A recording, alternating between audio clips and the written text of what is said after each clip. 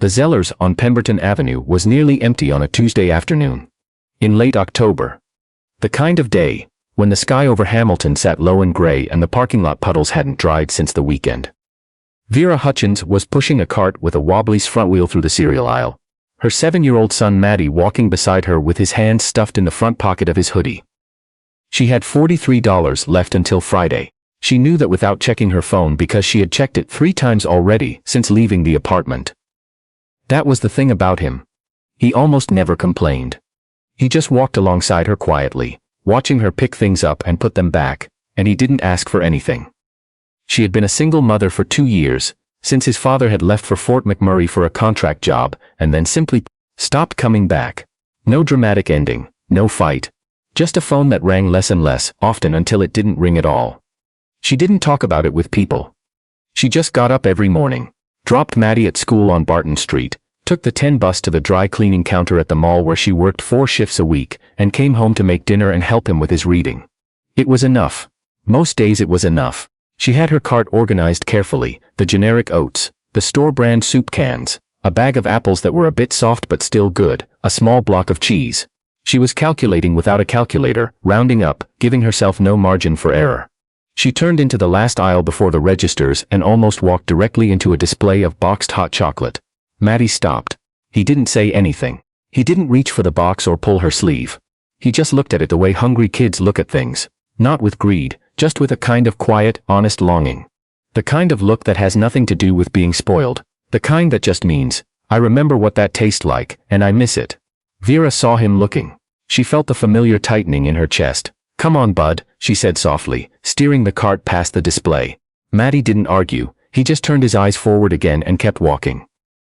They were nearly at the end of the aisle when a man's voice came from somewhere behind them. Excuse me, Vera. Automatically. A man was standing near the hot chocolate display. He was somewhere in his early 40s, broad-shouldered, wearing a worn canvas jacket with a Labatt's toque tucked in the pocket.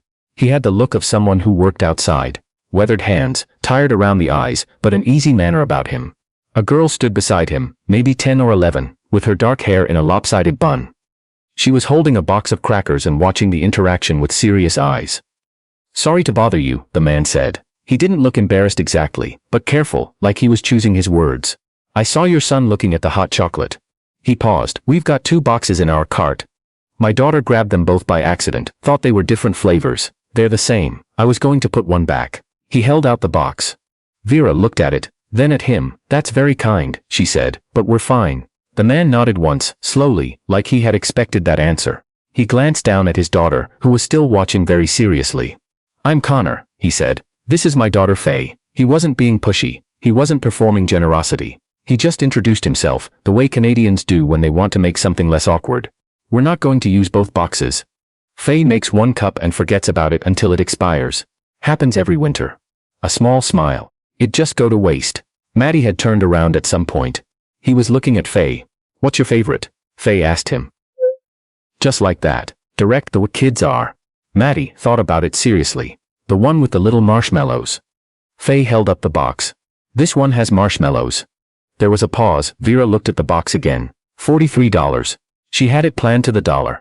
We really are fine, she said, and she meant it as a kindness.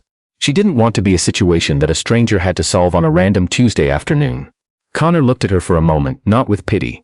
Just with a kind of recognition. My wife passed away 3 winters ago, he said quietly. He wasn't saying it to win something. He was saying it the way you say something true when you want another person to understand you're not talking down to them. Faye and I had a rough year after. Couple of them, actually. People helped us out in ways I didn't always know how to accept. He shrugged. Still working on it, honestly. The aisle was quiet except for the hum of the refrigerator units at the far end. Vera's throat felt tight in a way she hadn't expected. I'm Vera, she said after a moment. This is Matty. Connor nodded. Nice to meet you both. There was a pause, and then Faye stepped forward and held out the box to Matty with both hands, very formally, like it was something important. Matty looked at his mother. Vera looked at her son's face, then at Faye's face, then at the box. She took a breath. Thank you, she said. Matty took the box carefully, like he knew it mattered. They ended up walking to the registers at the same time, carts side by side down the main aisle. Faye started explaining to Matty, unprompted, the correct ratio of hot chocolate powder to hot water, which she had apparently tested many times and had strong opinions about. Maddie listened with the focused attention he gave to things that interested him. Connor glanced at Vera. How long have you been in Hamilton? 4 years. We came from Sudbury. I grew up in Sudbury, he said. Long Lake Road. She looked at him. We were on Kathleen. He laughed, a short, genius sound. Small world. They stood adjacent checkout lines. Vera put her items on the belt carefully, organizing them the way she always did, keeping track. When the cashier scanned the last can of soup, the total came up as $47 and change. Vera felt the floor shift slightly under her. She had been so careful. She had checked 3 times. She stood very still for a moment, looking at the screen. She could put the cheese back, or the apples. She started to reach for the apples. I've got it, Connor said from the next line. No, Vera said immediately, her hand still on the apple bag. Vera, his voice was calm, not pushy. I've got it. It's $4. I don't need. I know you don't need it, he said. He wasn't being condescending. He was being honest.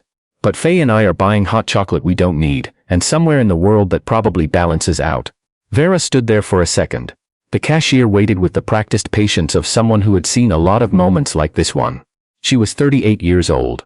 She had held things together for 2 years through sheer force of habit and stubbornness, and she was good at that. But she was tired. Not in a dramatic way. Just tired in the way that quiet, competent people get tired when they've been doing everything alone for a long time. Okay, she said, thank you. Connor paid the difference without making anything of it. Outside, the October air hit them cold and sharp. The parking lot lights were coming on even though it was only 4:30. Vera loaded her bags into the back of her aging Civic, Maddie helping with the lighter ones. Faye had found a beetle on the sidewalk and was showing it to Maddie with great seriousness. He crouched down to look. Does he look cold to you? Faye asked. Probably, Maddie said. It's pretty cold. We should put him somewhere safe. They spent 3 minutes carefully relocating the beetle to a patch of dead grass near the cart return. Vera watched them and felt something ease in her chest that had been tight for longer than she could remember. Connor was loading his own bags nearby. He straightened up and looked over. This might be too much, he said, and he actually seemed uncertain about it in a way that felt real. But there's a place on Concession Street, the diner, makes decent soup. Faye and I go on Friday evenings sometimes. If you and Maddie ever wanted to come, it's just soup. He paused. No strings. Vera looked at him. She had learned a long time ago to be careful about things offered by strangers, even kind ones. Life had taught her that. But she had also learned that the world had a certain amount of genuine kindness in it. Moving around quietly like heat, trying to find a place to go. And sometimes the brave thing was to let it reach you. Maybe, she said. He nodded. He didn't push it further. He pulled a receipt from his pocket, wrote a number on the back, and handed it to her without ceremony. No pressure. Soup's just good. He and Faye got into a pickup truck that had a small hockey bag in the back and a parking pass from McMaster hanging from the mirror. Faye waved at Maddie from the window. Maddie raised his hand in the careful, solemn way he had of waving at people.